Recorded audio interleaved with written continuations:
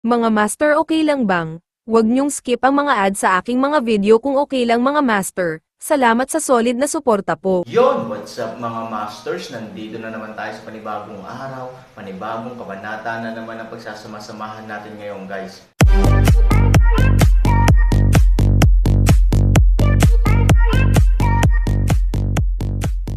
Bali mga masters, kung bago ka pa lang po sa aking YouTube channel, please click the subscribe button, lalong-lalo na po yung notification bell guys, para maging connected pa rin tayo sa isa't isa at maging updated kayo sa mga susunod ko pang video.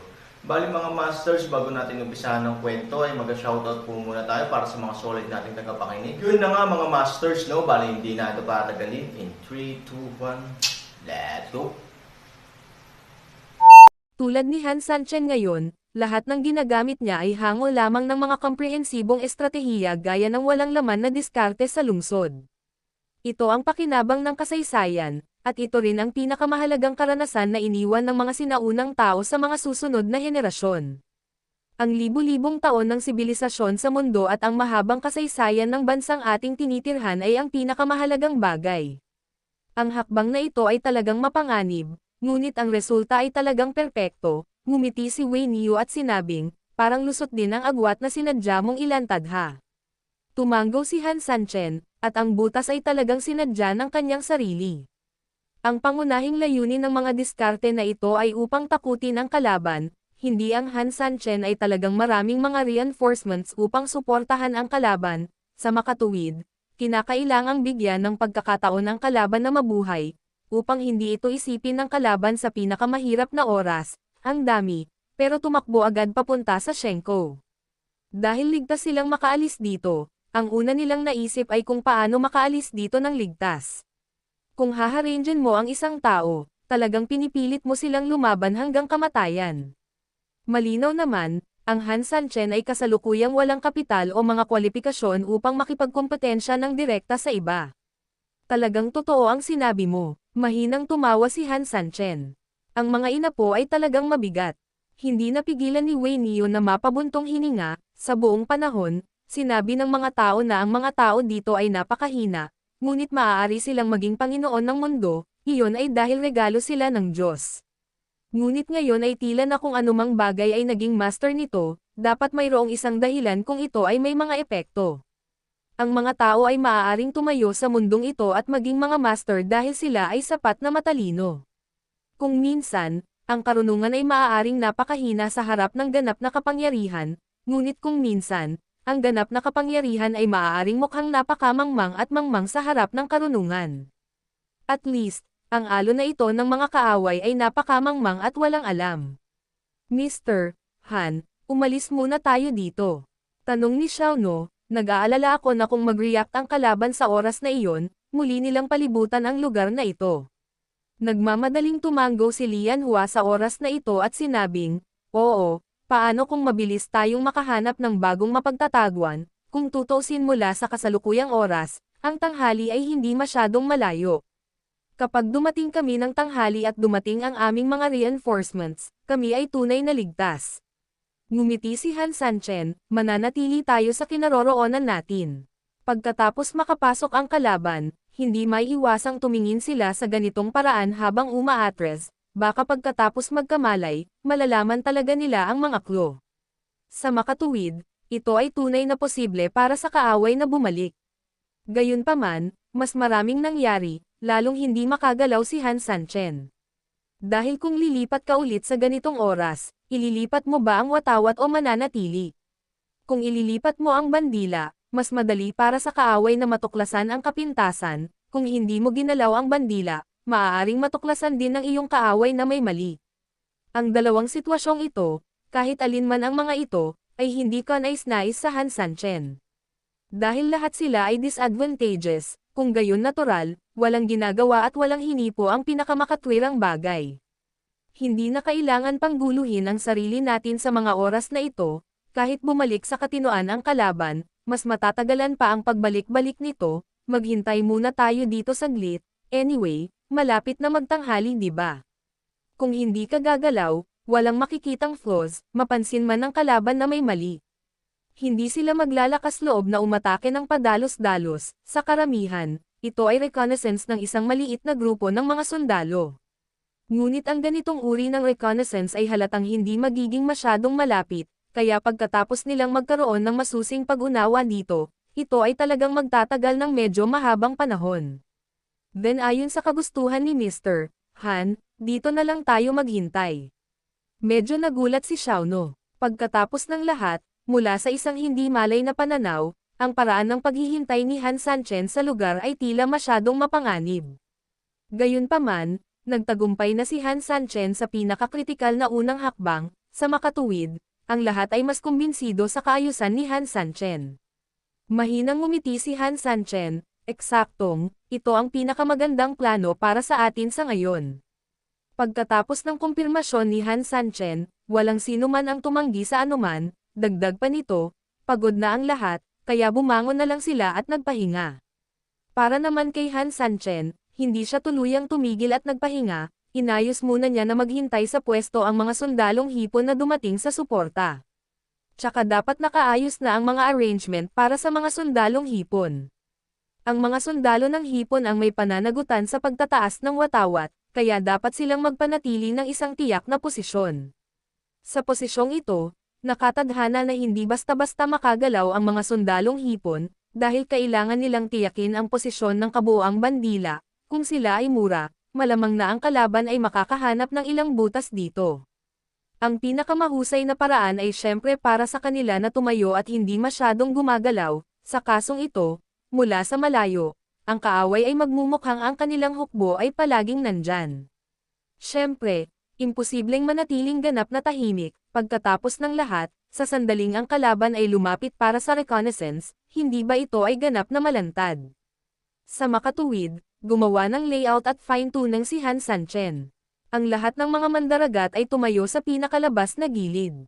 Ang panig ni Han Sanchen ay ganap na walang laman, ngunit kung susubukan mong makapasok mula sa labas, makikita mo kaagad ang libo-libong mga mandaragat na mabagal na nakadeploy. Syempre, ang mga mandaragat na ito ay mayroon lamang isang bandila sa kanila.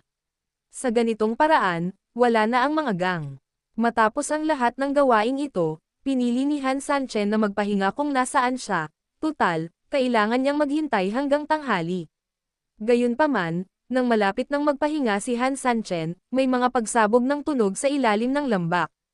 Alang-alang sa kaligtasan ng lahat, nagpasya si Han Sanchen na pumunta sa ilalim ng lambak upang tingnan. Nagpahinga na si Wei Neo dahil sa sobrang pagod, at nagpapahinga na rin ang 4 na lotes. Hindi sila tinawag ni Han Sanchen at piniling bumaba mag-isa. Gayunpaman, kung minsan, ang mga iniisip ay maganda, ngunit ang katotohanan ay malupit, nung sinubukan lang ni Han Sanchen na lumipad pababa, nung narating na niya ang tuktok ng cliff, bigla niyang naramdaman na wala sa kontrol ang energy niya, tapos bigla siyang nahulog. Parang eroplanong sirang pakpak, lumilipad ito ng maayos ngunit bumagsak. Hindi nakaimik si Han Sanchen, naisip niya ang tungkol sa 10 milyong mga paraan upang mamatay, ngunit hindi niya naisip na sa huli ay hindi siya papatayin ng isang nangungunang master, lalo pa ng isang demonyo, ngunit siya ay kalahating lumipad at nahulog sa lupa. Pag nagkalat ang maldite na ito, nakakahiya talaga sa bahay ni Lola, hindi banggitin na siya ay isang master, ang mamatay sa isang masakit na paraan, kahit para sa isang ordinaryong tao, ito ay isang ganap na insulto. Ito ay isang malaking kahihiyan at kahihiyan na tatapakan sa iyong ulo. Okay, bumagsak ang eroplano sa kalagitnaan ng paglipad, at walang maniniwala kung sasabihin ko ito, at pabayaan ang iba na hindi naniniwala, maging ang aking sarili, kung hindi ko siya nakilala, tiyak na hindi ako maniniwala, ngunit, ito talaga ang nangyari. Ito ay nagpapaisip sa mga tao kung nahulog sila sa isang bangin o sa isang black hole at hinihigop. Boom! Biglang, nang siya ay nawala sa pag-iisip, isang muffled sound ay biglang dumating mula sa kanyang katawan, at sa susunod na segundo ang kanyang buong kamalayan ay nahulog sa isang pagkawala ng malay. Nakarating na ba sa wakas? TikTok alternasyon TikTok. Hindi ko alam kung gaano ito katagal, hanggang sa narinig ni Han Sanchen ang malutong, napakaregular na tunog ng patak ng tubig sa kanyang pagkataranta, at pagkatapos ay dahan-dahan niyang iminulat ang kanyang mga mata na medyo nahihirapan. Ito ay ganap na napapaligiran ng ilalim ng lambak, ang lugar kung saan ako napadpad ay nasa gitna ng lambak, may ilog sa kaliwang bahagi na may mabagal na daloy ng tubig, sa kanang bahagi ay isang burol na gawa sa ilang mga bato na nakatambak sa hugis ng mga pin character, na ang ilan ay parang mga taong nakaupo sa kanila, upuan. Ang lambak ay napapaligiran ng mga pader na bato, siguro dahil sobrang humid dito, meron talagang dampi ng lumot na tumutubo sa mga pader na bato sa paligid. Paano ba talaga ako mahuhulog? Tumangala siya sa langit, ang langit ay puno pa rin ng mga puting ulap, at ang ilalim ng lambak ay napakaliwanag. Ako ang unang taong nahulog sa isang bitag. Nanlulumong sabi ni Han Sanchen habang sinusuri ang kanyang katawan, pagdating niya sa baba, normal na naman ang swerte niya, maliban sa matinding sakit, parang ayos na ang lahat sa katawan niya, ito ay normal, at walang masyadong kakaiba sa buong katawan. Sa madaling salita, maliban sa sakit ng pagkahulog, walang malaking problema. Sapat na talaga ang swerteng ito.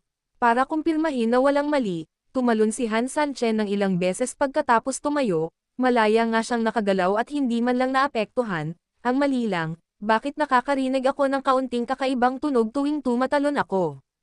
Baka kung saan siya nahulog. Sa pag-iisip nito, hindi napigilan ni Han Sanchen na tumalon ng ilang beses. Oops, biglang nanlamig si Han Sanchen sa kanyang puso, may mali talaga. May mali talaga sa kanya ngayon, sa tuwing tumatalon siya, nakakarinig siya ng dumadagandong na tunog, bukod pa rito, ang pinakakakaibang bagay ay ang mas mahirap na pagtalon niya, mas halata ang dumadagandong na tunog. Nabali ba ang buto? May ventilated ba? I know your sister, get off me right now. Bigla, sa sandaling ito, biglang dumating ang isang galit na sigaw, na saglit na ikinatakot ni Han Sanchen, ngunit nang tumingin siya sa paligid, tila wala, natapon kaya siya sa hallucination. I count to 3, kapag hindi ka tumalon sa akin, bata, papatayin talaga kita. Well, parang hindi ilusyon yun, at yung tunog parang galing sa ilalim ng paa ko. Ngunit ang problema ay ibinaba ni Han Sanchen ang kanyang ulo at sumulyap, at tila walang kakaiba sa ilalim ng kanyang mga paa, ito ay isang piraso lamang ng rose, ang kaibahan lang ay mas mataas ang kinatatayuan niya kaysa sa ibang lugar. 1, 2, sandali. Nang makita ni Han Sanchen ang isang boses na nagmumula sa kanya, hindi niya namamalayan na tumalon pababa, at pagkatapos ay mabilis na tumingin sa paligid, maaari ko bang tanungin kung sino ito at kung saan ito? Naghahanap kami upang makilala ka. Pinipilit mo ako, paano mo ako yayain na lumabas para makipagkita sayo? May isang malakas na sigaw, at mabilis na ibinaba ni Han Sanchen ang kanyang ulo, noon lang niya napagtanto na ang kinatatayuan niya ay hindi pala isang simpleng maliit na talampas, kundi isang bagay. Ang bagay na ito ay halos 2 metro ang lapad at napakabilog. Nagmamadali siyang tumalon pababa mula sa itaas, pagkatapos noon ay dahan-daang gumalaw ang kinatatayuan niya, mabilis ding bumagsak ang lupa sa ibabaw nito, inilantad ang orihinal na nilalaman sa loob. Ito pala ay isang malaking baw ng pagong, na may napakagandang mga linya sa kabibi. Hindi nagtagal, ang kabibi ay ganap na nalantad, at ang nahuhulog na alikabok ay lumipad kung saan-saan dahil sa paggalaw. Mabilis na tinakpan ni Han Sanchen ang kanyang sarili, at hindi malinaw na makita ng kanyang mga mata ang nangyayari sa loob. Nang unti-unting kumalat ang alikabok, lumitaw sa kanyang harapan ang isang higanteng pagong na may taas na 2 metro at 6 na metro ang haba, ang kanyang katawan ay berde at kayumanggi, na may mga puting linya sa kanyang kabibi, at mayroon ding mahahabang paglaki sa kanyang kabibi, ay may pinong mahabang buhok. Sa ganitong sulyap, masasabi na ito ay isang matandang pagong na nabuhay na kung gaano katagal. Ayos lang ang lahat, nagulat si Han Sanchen. Tumingin muli si Han Sanchen sa paligid at nakakita ng ilang bungo ng tao sa ilang sulok, parang mga halimaw sila. Mabuhay sa pagkain ng tao. Ganyan, ayon sa ugali ni Han Sanchen, siguradong hindi niya pababayaan ang lalaking ito, sa kasamaang palad. Ngayong naharang na ang kanyang tunay na enerhiya, maaari na lamang niyang paghandaan ang pag-iwas sa gulo pansamantala. Sa pag-iisip nito, hindi napigilan ni Han Sanchen na umatras ng ilang hakbang, at ang kanyang katawan ay nag-defensive din. Ouch! Crush ko na kami ng lolo mo, gayunpaman, mukhang walang masyadong pakialam si Woogie kay Han Sanchen, at sa halip ay nagreklamo sa kanyang sarili.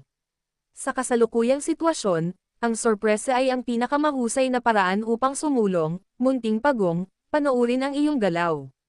Habang hindi niya pinapansin ay naikuyom ni Han Sanchen ang kanyang kamao at sinuntok ang pagong sa ulo. Go! Boom! Suntok. Bagamat ang ulo ng pagong ay napakalakas at magaspang, ang kamao ni Han Sanchen ay halatang hindi kasing laki ng isang ordinaryong tao. Pagkatapos nitong suntok ay rinig na rinig agad ang sigaw ng pagong, halatang diretsyong binugbog, nahihilo. Halika ulit, isang suntok ang tumama, at sa sumunod na segundo, naglunsad ng mas mabangis na pag-atake si Han Sanchen at direktang sumugod sa pagong. Napakabastos mo, Heavenly Turtle Shield. Nang makitang muli ang pag-atake ni Han Sanchen, sa pagkakataong ito, si Woogie ay kumilos na lamang, sa isang iglap, si Han Sanchen, na sumugod pasulong, ay tila nataman sa isang bukal, hindi lang lumipad pabalik ang buong katawan niya, nakaramdam din siya ng matinding sakit sa katawan, parang taong sinisipan ng ilang beses tapos sinusuntok ng ilang beses.